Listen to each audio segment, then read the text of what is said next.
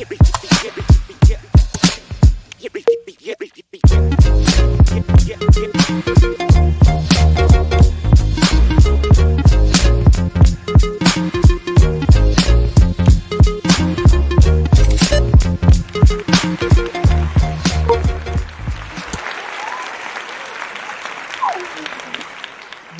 back. Welcome back to another episode of Essential Pedagogy. I'm Steph, the educator, and I am in the middle of summer, y'all. I got my little tank on. I am trying to be golden, get this brown golden skin.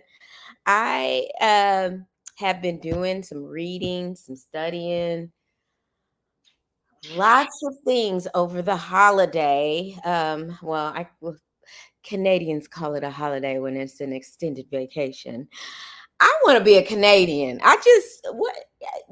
These people take their vacations like a month at a time, and they really know how to vacation. I don't think I know what it means to vacation, but I am going to do an experiment on really vacationing, right? So what I mean by this is I'm in America, I'm in Texas. Uh, Most people call it the South. And what I found is that Americans, compared to the rest of the world, we have an unhealthy relationship to work. And I think some of our paradigm shift started happening over the pandemic, even though we have plenty of people who are world travelers in the United States. They travel around the world. We get to see how other people live, work, play.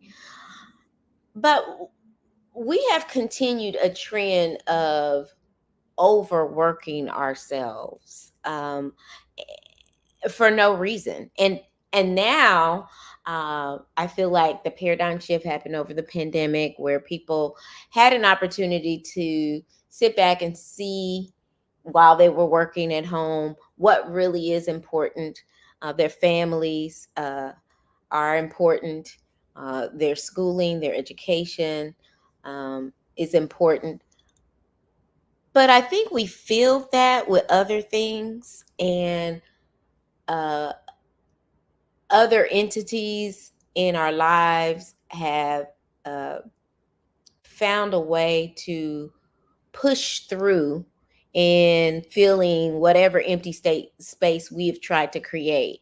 Say, for instance, we work from home, and I've eliminated my 2-hour commute to and from work.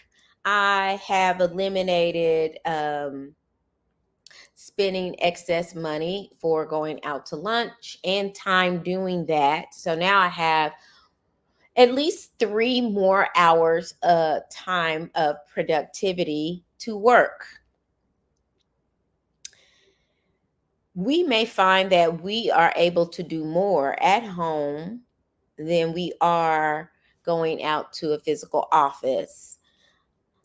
However, I think social media, I know retail spaces have found ways to enter into our lives like no other time before, to the point where if we do traditional shopping, it used to be a time where we go to the mall, we go to our plazas, whatever they may be, to do our shopping, to figure out what things we like the best. And we could browse without stress. But I feel like today I went out for the first time in a while. I find that if you get out when you're on vacation, you tend to spend money. If you get out on time off and you are working with the same budget that you had when you were working at a place, then you tend to spend money. So you're like, okay, I'm finally out. I'm commuting to this shopping place, and now I need a snack, girl, because my breakfast didn't just hold up. So I need a snack. So I get a snack. I'm walking around. I smell the good things. I look at the beautiful things. And one thing I have tried to do is it was right before the pandemic. I started saying to myself, I am enough, I have enough, I do enough. That was one thing that I started to do.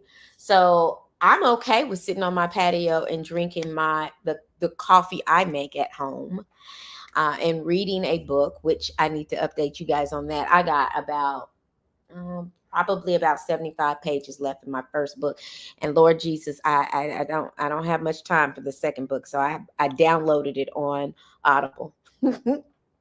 Okay, so so you get in these spaces and you start browsing, and you're like, okay, I know, what my bank account looks like today. I'm just gonna go and browse, be around people, see what's in style, because I'm not understanding the style necessarily. I'm waiting to see the styles. I see some. We got a denim style. We have a flat shoe style. But I want to see some things for myself. I want to experience some things. Shopping is not the way it used to be. You used to could go and peacefully experience a fragrance, experience trying on shoes, doing some things without people heavy duty patronizing you. I think that the retail industry have done a lot of study about um, creating a frenzy and an urgency to buy things. And it's really, really expressed, I guess, exponentially when you're in person. Over social media, they keep talking about this anniversary sale for Nordstrom's. I have the Nordstrom app, y'all. I got to keep up with when the size fours come out, because they either make one pair size four in shoes, or there's a million people with a size four shoe that's buying the same shoe I want to buy, and I'm waiting for a sale, but they don't, and that messes my bank account up. But anyhow, that's neither here nor there. People, I had to get with a lady today about, you know, having a very patronizing, really, um, mm, a attitude of you don't know. What I do know is what I like. I do know that. And I'm asking you a question like, what are the notes in this fragrance? Because guess what? I buy fragrances and I know a little bit about notes, and I see the label that says Tonka and something else, and I see those notes. But I do know most fragrances have more than one or two notes. So I'm asking you for further information. And instead of saying, hey, you know what? Let me look that up, she is replying to me, it has Tonka and, I guess let's just say vanilla. Tonka and vanilla in it. I said, I see that's what the name of the fragrance says right here, because I can read. But can you, okay, never mind. I'll look that up on Google.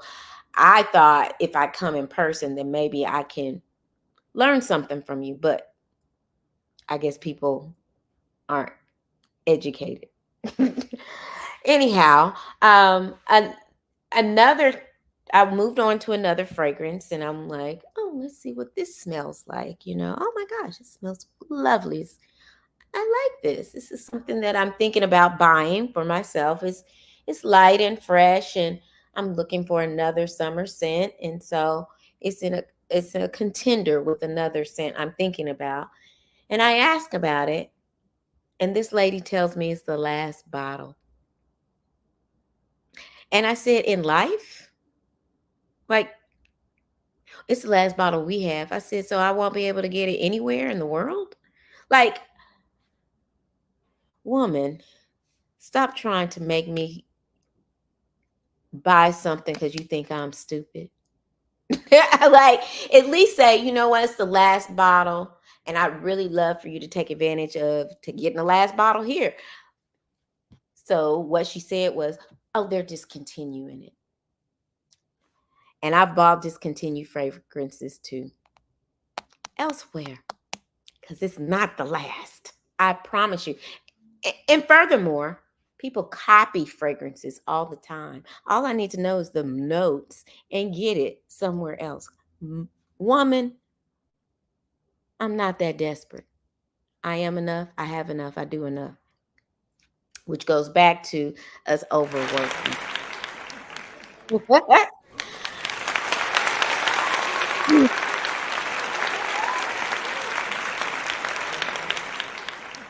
Well, I feel like us Americans, we have an unhealthy relationship with work. We self identify as our work. We pile up more work on ourselves than we need to. We also allow other entities to give us more work by not taking the time to do things and focus on one thing at a time. And we have become more and more ADD and ADHD. And I'm trying to get myself and my mind pattern off of that by listening to silence more, um, by intentionally not doing anything and freeing my mind from looking at my phone and listening to someone else talk, even reading sometimes. I just want to free my mind from everything. And then when I do focus on something, I'm trying very, very hard to focus on the one thing. And this is hard because we are multitaskers. And studies show that we do not multitask well. We do not do it well, friends. We don't. We do not do it well. And we still do it. We still look at Google, Googling something, working on a presentation, looking at YouTube all at the same time, uh, having something uh, in our backgrounds with noise. Y'all, this takes energy. And this may be the reason why some of us aren't really sleeping well at night. My strategy, I'm trying to get up early in the morning and get my workout session out the way. And I'm even trying to write down what segment of time, like during this time and this time, I am going to do my morning walk. I'm going to intentionally take 2 out of the 3 walks without my uh, AirPods and just look at people and listen for rustling in the grass or looking at the trees and the leaves move instead of absorbing another podcast, another news show, another talking to a friend. I want to like intentionally have that time to just like, look, I got to zero in on the things that I really want to get done in the day and think about what I'm grateful for and think about what I need to do to show others I love them. I don't think we start our day enough like that. I think we do start our day with an agenda. What we need to do. I need to pay this bill. I need to do this. I need to make sure that, check my account. I need to follow up with the attorney. I need to do this, that, and the other. I need to, go buy a gift because I'm invited to this party. But I think sometimes we need to just take a beat and say, hey, I need to figure out, especially me, because I don't have young children at home. Like, what's important to me? Let me take a beat and think about what am I doing? What's my new calling if I have one? Am I walking out my calling? Am I doing a good job with following up with people? One thing I've tried to do this summer that I haven't been so successful at um, any other summer is I have intentionally reached out to people and said, you know what? Let's have lunch. Let's try to make it happen. Let's do it. Like, how do I need to meet you? Instead of what would be fair for both of us, like what is your schedule, because I'm free right now, right? I am going out of town this day, but I'm free right now, so how can I get to you? What time would you be available? Girl, I haven't talked to you in 4 years. I'm gonna call you instead of just text you or message you on Facebook. I'm gonna call you and just say, hey girl, nothing, just want to hear your voice, want to catch up with you one day. Let me know what your schedule is. Same with family. Hey, I want to do a better job at being a better sister, a better mother, um, as far as being available and having my mind just available to my children instead of, uh, hey, I got to do this, I got to do that, but being real accommodating, and being generous to myself so I can be generous to others, and not feeling guilty about it. I tend not to be uh, guilty about um, getting myself some nice things. You know what I tend to feel guilty about? I tend to feel guilty about spending time with myself and not having it filled with something that would sound productive to someone else. So when people talk to me, hey girl, what you been doing? You know, resting. That is doing something, is actually resting. And I have a hard time with that. And I know a lot of people have a hard time with that also. I absolutely had a hard time and still do have a hard time resting. Um, I have a friend who told me, if you just don't relax, if you don't take some time to relax, and I was like, I'm not doing anything. What you want me to go run a store for you? What you want me to do? And they were like, just relax. You work hard enough. And even though I say to myself, I am enough, I do enough, I have enough, I don't say it enough. And I need to say it more. And I need to have it drilled in my head, in my heart, in my spirit. But I think part of our fiber as Americans, especially as African Americans, not even African, I'm not an African American, I'm a Black American. I didn't come from Africa. So I'm just going to just not, I'm just, that's how I feel about that.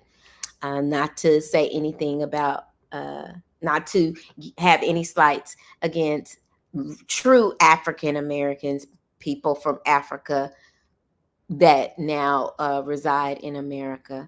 I feel like Black Americans have an unhealthy relationship with work at times, the working class Black Americans, because we were reared by people who worked too hard,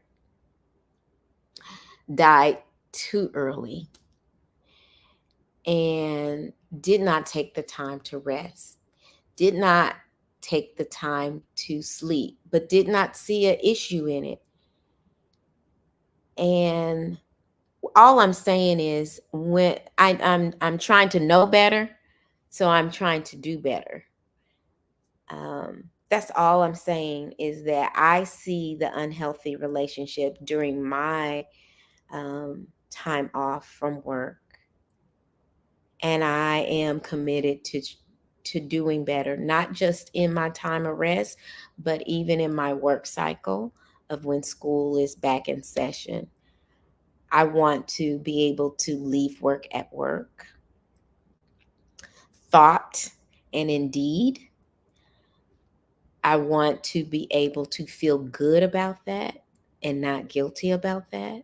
I don't want to resent my job because I truly enjoy children, and to I want to continue to really enjoy my time working with children until I retire. To the moment I retire, I want to enjoy it. And I feel like that it will be eroded if I don't take adequate rest. That's quiet time. That's time away from my phone. That's time away from movies and things. That's actually resting.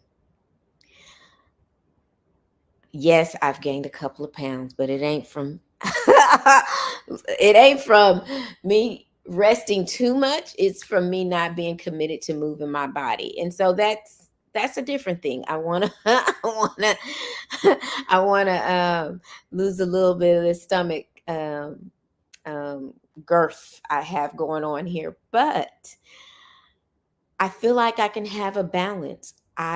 People say there's no such thing as work life and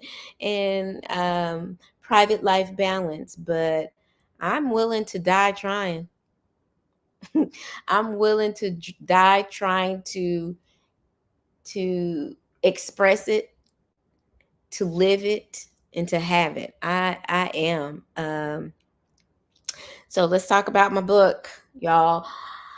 I don't know if in my old age I have gotten more emotional.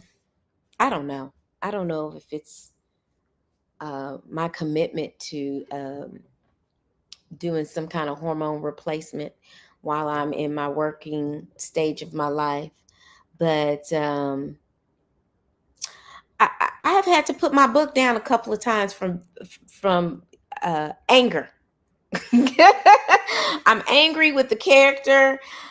Sometimes I feel like the character Jim is giving up, and then other times, and I know it's right around the corner where I will see him do other things, and I know that's good writing to get you emotional and to think that things might end tragically when you have so much of the book to read, right? But if you don't know, I'm reading this book called Jim.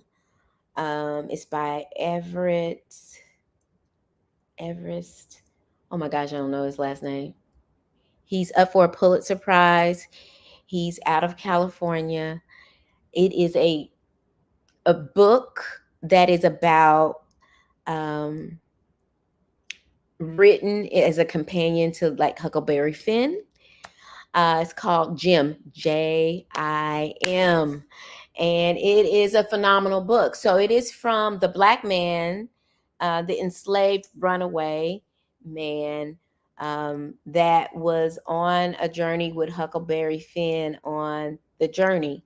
So the author was such a big fan of the book and the writing, read it several times. He decided, as an African American, yes, African American, um, JIM, African American professor and writer, that he would write the journey of Jim from his perspective. And I was so impressed, especially from the very beginning, where Jim um, was portrayed as an African American who spoke well, but had to speak like an enslaved person would be expected to speak. in the presence of white people. I was really impressed by that. And it made my mind go to so many places of how excellent um, Black people are and how it can be hidden in plain sight. And so I was very pleased with that part of the book. And then there are other times where Jim experienced adversity, and I'm not going to tell the whole story. And I felt like he gave up, and I'm throwing the book across the room, like, oh, how you gonna give up? Like, you super smart. Like, you can't just give up. Like, uh, but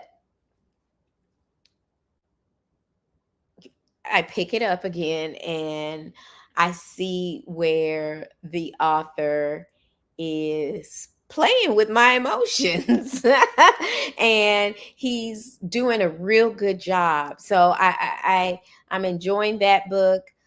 There's another book that I am going to listen to because I do not think I have it in me to finish this book before school starts.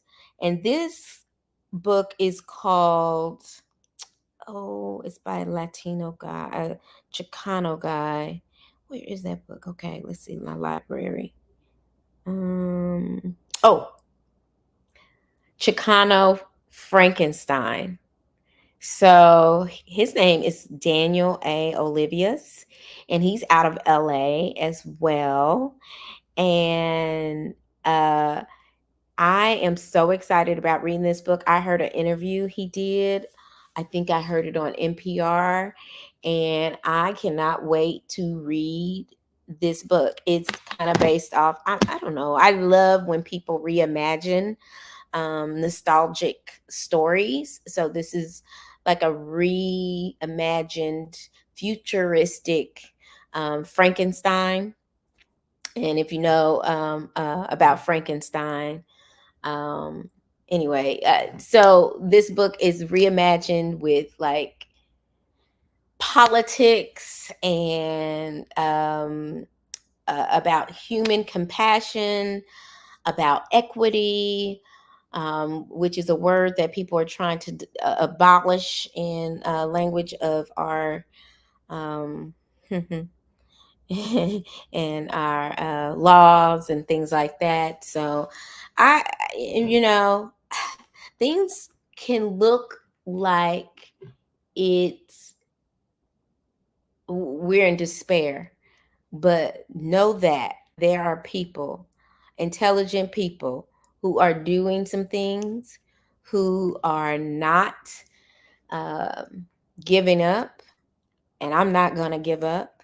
The road ahead, I hear that the group that's coming up to me this year is one of the hardest groups coming up, and since we came back for the pandemic, from the pandemic, and but I'm very optimistic that, you know, this will be my 22nd year teaching. Y'all, I don't know what to say. My 22nd year teaching, and I'm just encouraged that I'm going to do my best. I'm going to reach the children I can reach. I'm going to be a blessing to those I can be a blessing to. And we just have to keep trying. We didn't get this far in America, in the world, and become as progressive as we have by giving up, by not um, believing in hope. And I believe that things can get better and will get better. Um, I believe that things can get worse and will get worse, but we also have to keep trying because what else can we do? What else? What else are we going to do? Give up? I don't have that give up spirit. And I think that's the reason why um, the book was frustrating me. So, because I don't have the give up spirit, and I didn't raise my children to have a give up spirit. And I hope that in my classroom, in fact, I just thought of a theme for this year, and the theme is going to be fail forward. So, if those who experience failure, you know, we we experience failure to thrust ourselves forward instead of giving up, having defeatist self-talk and things like that. I just want us to look at failure in a different way. If we fail, we're gonna we're gonna fail. We're gonna fall forward instead of um, falling into despair. I just I mean that. This world has got to be a better place for my children. I didn't work as hard and overwork for this life to be any different, but for us to fail forward and move on and keep going and go against adversity and doing these things. Now, I'm saying this because yesterday I experienced a little anxiety because I'm on a group text with some of my coworkers, and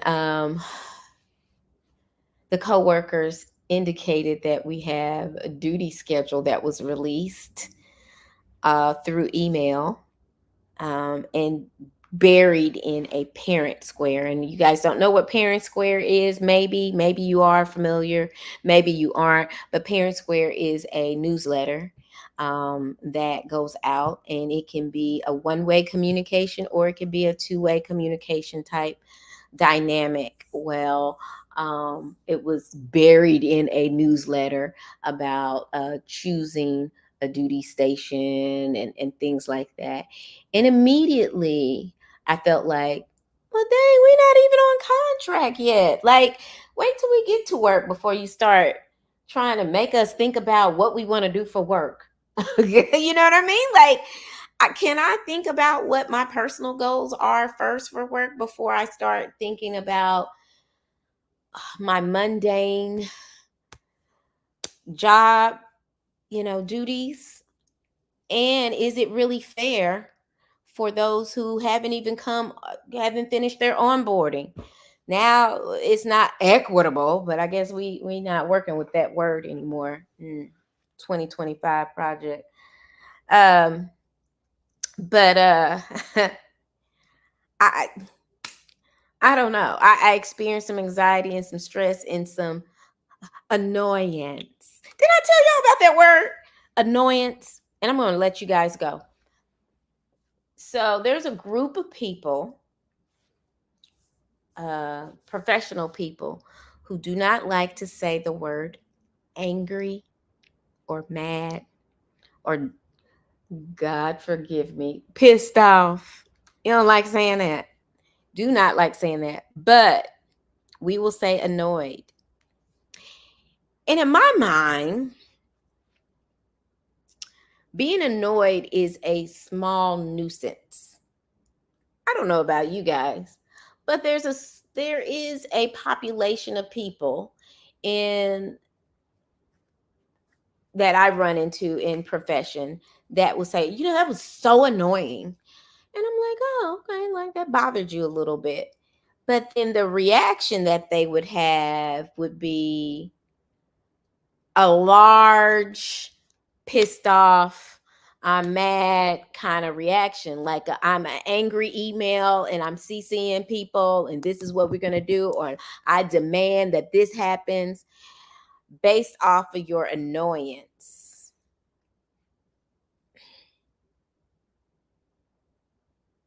And I felt like, now, I know a little bit about vocabulary, but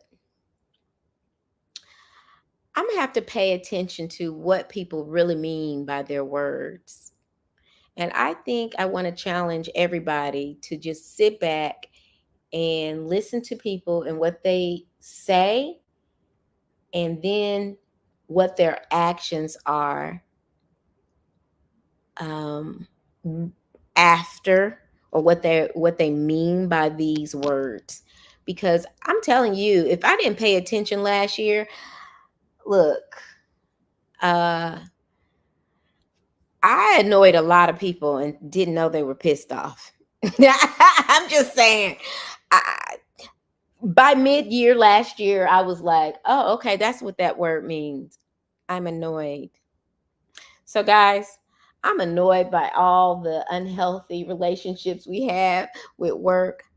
I'm annoyed with politics right now. I'm annoyed by how I'm being double charged by AT&T, and T, and I need to talk to them tomorrow about fixing this double charge. I'm annoyed by a lot of things, but one thing's for sure is I'm going to keep trying. I'm going to keep going forward. I'm going to fail forward. I'm going to move forward. I'm going to keep going, and I employ you and challenge you to do the same. Thank you guys for listening. I really appreciate it. And if you want to get in touch with me, you can email me at stephanieRpowell@me.com. That's stephanieRpowell@me.com, and I'll answer your questions. I am open to suggestions about future shows. And until the next time, I will see you guys later.